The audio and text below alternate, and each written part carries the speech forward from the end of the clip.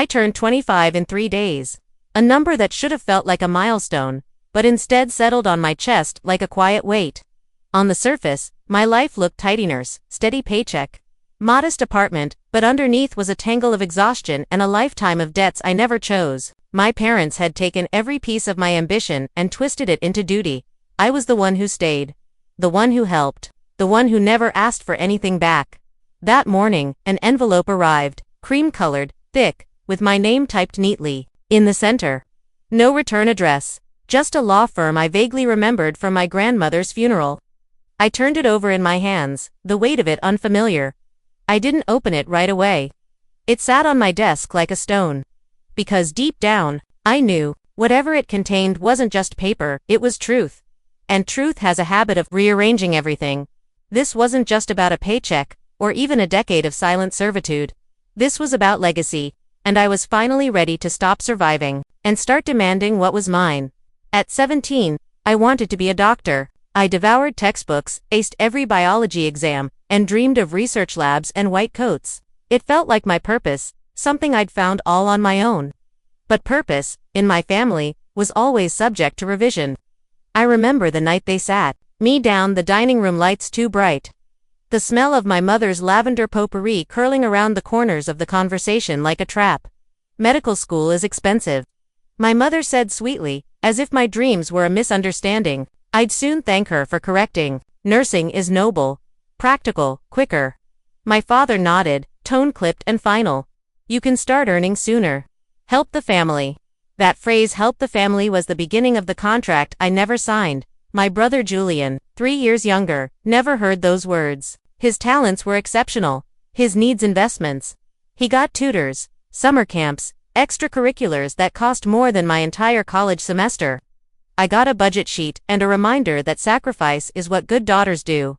I became a nurse. I worked 12-hour shifts, studied while sleep-deprived, and passed my boards with no celebration. When my first paycheck came, I didn't get to hold it for long. My father laid out the family budget again, his finger jabbing the numbers. We'll deposit it here. You'll get what you need. What I needed never came up again. From that moment on, my income became theirs, and my silence became expected. The years blurred into a rhythm of work, fatigue, and withdrawal notifications. My paycheck went directly into their joint account. I was given an allowance just enough for the bus fare, a cracked phone, and takeout once a week if I skipped lunch. The rest, redirected into Julian's endless pursuits. Fencing, photography, a summer classics program in Spain. It'll look great on his college applications, they'd say. Like that justified the $1,000 equipment receipts I never saw.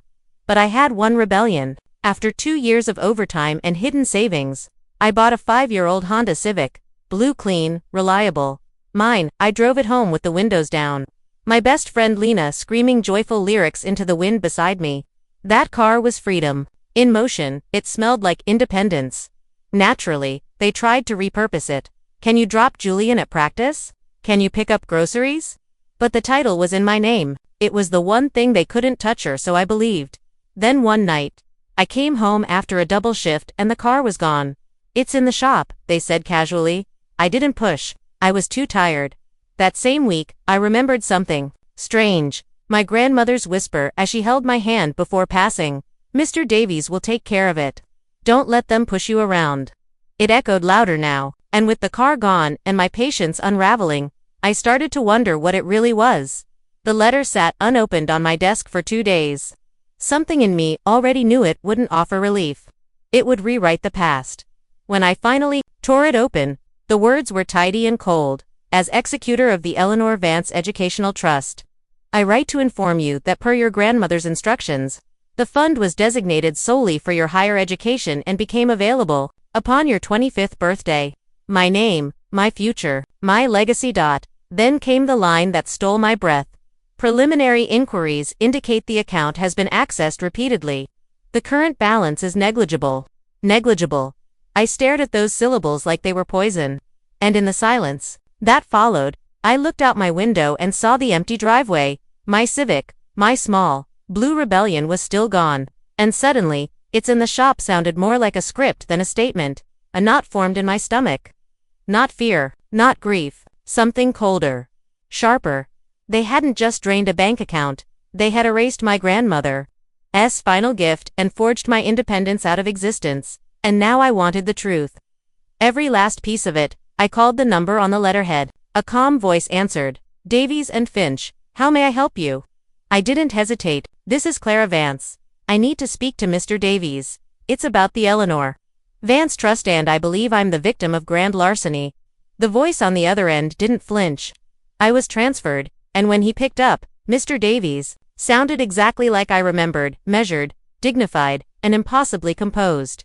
He listened without interruption. Then, quietly, your grandmother anticipated this possibility. The trust was built to withstand undue influence. What your parents have done is criminal. That night, I stopped being tired. I became focused. My bedroom transformed into a war room. I found the car title, my name, clear as day. I pulled old bank statements, scrolled through emails, traced the money. I requested documents from the dealership. I logged every date, every lie, every manipulation. Mr. Davies supplied the original trust documents. With his help, I submitted formal requests to the bank. When the statements arrived, they told the whole story in neat, damning lines. Fencing club dues, Spain, tutoring, tuition. They'd used my inheritance as their personal piggy bank, but now the story was mine again. This time, I'd be the one writing the ending with evidence, not emotion. They were in the living room, TV on, feet up, laughing at a sitcom rerun. The picture of peace. I turned off the television without a word. They both looked up, startled. We're having a family meeting, I said calmly. I dropped a thick binder on the coffee table. Another one stayed tucked under my arm. What is this, Clara? My father asked, voice bristling with annoyance. This, I replied, flipping the cover open, is my inheritance. And this, I turned to the first page, is your theft. My mother laughed nervously. Sweetheart, what are you talking about? I didn't raise my voice. I walked them through every withdrawal from the trust. The fencing equipment. The private tutors. The $50,000 tuition payment 2 months ago. Each page drained color from their faces. We did it for the family, my mother whispered, already crying. We were going to pay you back. With what? I asked. The money you took from me in the first place. Then came the forged title, my car, my name, my signature sold behind my back. I laid the proof in front of them. My father stood up, shouting, You ungrateful brat. We gave you everything. No, I said, quiet and razor. You took everything. I slid a sealed envelope onto the table. This is from Mr. Davies. It outlines the civil suit. And this, I added a second document, is being forwarded to the district attorney. They didn't scream after that. I turned and walked out, binder in hand, heart steady. I wasn't asking for justice anymore. I was serving it. My new apartment was small, but sunlit mine in a way nothing ever had been. No budget lectures, no silent expectations, just space, a desk, a bookshelf filling up, a quiet. I enrolled in prereqs for medical school, sitting in that admissions office, surrounded by teenagers buzzing with plans. I felt out of place until I realized I wasn't behind. I was right on time for my life. The settlement check arrived on a Tuesday. I didn't frame it or celebrate. I put it where it belonged, into education, into healing, into something that couldn't be taken. Julian messaged me weeks later. I'm working at a bookstore, he wrote.